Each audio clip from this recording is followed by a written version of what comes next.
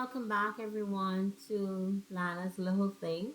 With me, Dr. Lana, specialist gerontologist, talking all things living agelessly, family caregiving, bridging generational gaps, entrepreneurship, just life itself. Hi, so this week has been a doozy. How was your week? Talking today about family caregiving. Hmm. You know when it just gets to be too much for you? You ever had those days where you just feel like walking away? Oh, yes. And let's be real. The struggle is real in family caregiving. Some days you just feel to walk away. I've had so many people this week tell me, I'm just going to call my relatives and tell them I have left. I am gone. I am not doing this anymore. I am not taking this anymore. I cannot manage anymore. If you've ever felt like this, you're not alone. Trust and believe. Why is it? Why is it that this happens when you're taking care of a loved one? You have the best of intentions. You're you have your super cape on. You know how it is with caregiving. You're doing everything for the person you're taking care of, and just sometimes, but there are just days when your humanity, honestly, just has to take over. And there are days when you just feel, I just cannot do this anymore. Maybe sometimes it feels as though the person you're taking care of is ungrateful.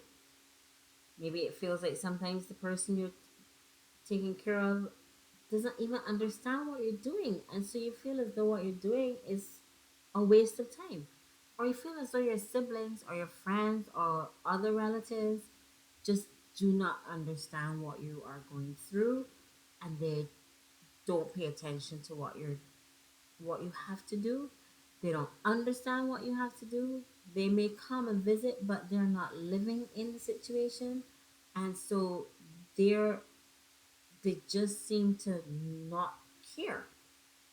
And then having to deal with that every single day, you just feel I am done with this. I cannot take this anymore. So what can you do when we just like talk about all the problems? What can you do when you feel like that? So there's three things that in the research shows that when you have reached sometimes what you feel is your limit, and there will be days like that. What can you do? I'm always saying about breathing and being mindful and being in the present moment and remembering your why you're doing it. And even if it feels as though you've given your whole life and nothing is happening, no one is appreciating it, people do appreciate what you are doing.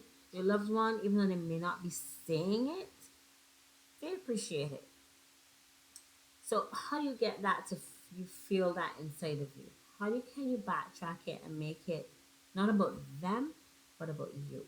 Because the only place we have control is in our own brains, in our own minds, in our own hearts, in our own thoughts. So our thoughts really are the place we have to start. Hmm. Who knew, right? So, what do you do? How can you manage when you feel as though you cannot manage anymore? So, again, be mindful, be in the present moment. Let me just take a deep breath. Just read, I'm just told by a friend, can't remember where the book is where it talks about box breathing. But Brendan Bouchard, he actually speaks about that. He's one of the great motivational leaders. And you can take a look at some of his YouTube videos. But box breathing really does bring us back to the moment. So here's one of the tips that you can use. It actually just relaxes you. It may not take the immediate burn of feeling unappreciated, but it does settle your mind for the present moment, which is really really just where we live in the present moment. So here's what to do. Imagine yourself in a box, a square, and they've got 4 points. So you start from this box and close your eyes, take a deep breath in, hold it for 4 seconds, and then you can imagine a line coming across to the next point. So you pause and you hold it back here, and then at the next point in the where you're making your square, exhale for 4 seconds. And then you imagine another line where you pause in that exhalation. You get to the next point of the square and you inhale again for 4 seconds. And then you pause on that inhalation and you get to the third, one, two, three, yeah, fourth actually point and exhale. Pause and you get back to your inhalation point and you've made a square. That's it. That just took what? 4 5 seconds? 8 seconds? Well, 4 4 is 16 seconds. 16 seconds and you can come back to present moment. Some days you might just have to do that like 4 times in a row, but it does help. Second thing you can do is write your frustrations down, but also make a line, actually make a table where you have your frustrations so you can express them even if you feel as though you can't tell anyone, you can express them to yourself.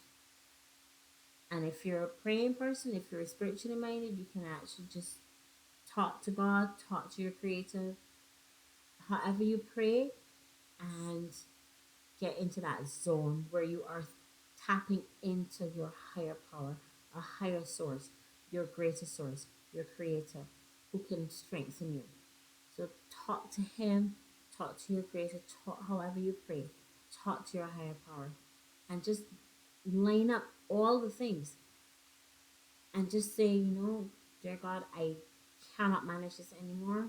Here are my frustrations and help me to know what to do. And in the next line of the table, write down maybe some solutions. So I need to take a walk for 10 minutes. Even if I just walk around the table or walk in the house or maybe go in the patio or go into the bathroom and close the door, go in your bedroom and close the door for like 5 minutes while you recoup. You need to pray for a little bit. Not a problem. But tap into a higher source. Write your frustrations down.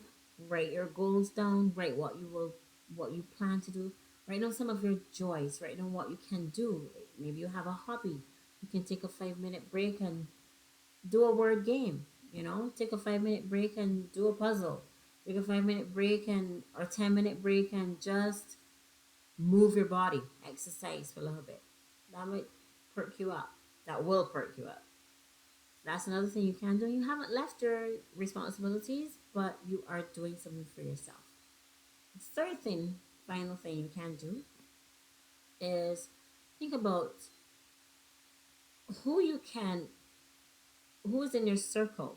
So you're going from yourself, your higher part, to your inner circle.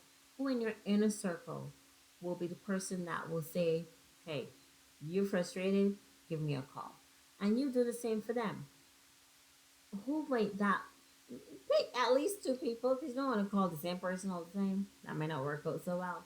But you're not just calling to vent your frustrations. You're actually just calling to connect. And you can do it by Zoom. You can do it by telephone. You can do it by what are the other means? FaceTime, is that still a thing? At any rate, you make time to connect with your friends. Make time to connect and have an accountability partner. Have a venting machine partner, you might call it. Have them there and you're there for them, so someone knows you, knows your situation, will understand you. I'm gonna empathize and maybe just be a listening ear. You don't necessarily want a solution, you just want a break for the minute. You just want a break for the minute. So who is that person in your life? Who are those 2 people, 3 people in your life that you can count on and call on? And then like you do for them, friendship, connection, it's all about connection. It's all about finding that person when you are just up to here with just being a superhero. Just can't do it all the time. You just can't do it all the time. And it's part of self care as well. So, those 3 things: box breathing, tapping to your higher power, having a source of friendship that you can vent and share your joy, share your struggles, share everything with. So I hope that helps because the struggle is real, caregiving is a challenge, aging is a process, taking care of someone with a disability is a process, but you are up to the task. You remember your why, Remember why you're doing it. Everyone can't be on this journey. Everyone can't do it. It is true. You are here to do that. You are valuable. You make a difference. Your intentions are good, but you do need to take time out to relieve your frustrations. So, Dr. Lana, just saying good morning, good evening, good night. Hope that helped. What do you find actually works for you? And let me know in the comments if these any of these three suggestions you can try them out and see which one worked for you best. And let me know. So until then, until next week, Saturday, this is our Saturday night debriefing and um, venting time. Yes, get together time, interaction time, connection time. I'm loving it. I really enjoy it. Have a wonderful evening wherever you are. Dr. Lana is signing out, wishing you well on every single journey in your life. Mwah.